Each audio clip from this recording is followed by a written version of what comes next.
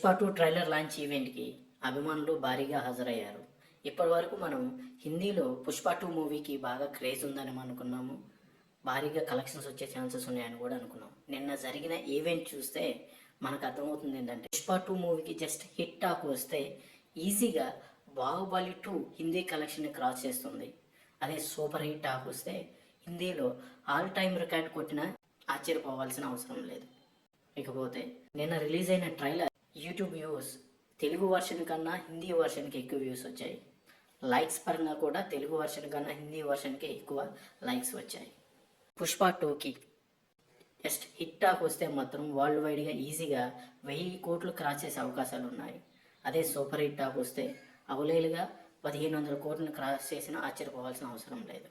So December 5న world వైడ్గా release అవుతున్న Pushpa 2 movie first day రోజు హిందీలో ఎంతవరకు కలెక్ట్ చేయొచ్చు అనుకుంటున్నారు, అదేవిధంగా వరల్డ్ వైడ్గా ఫస్ట్ డే రోజు ఎంతవరకు క్రాస్ రావచ్చు అనుకుంటున్నారు కామెంట్ చేయండి.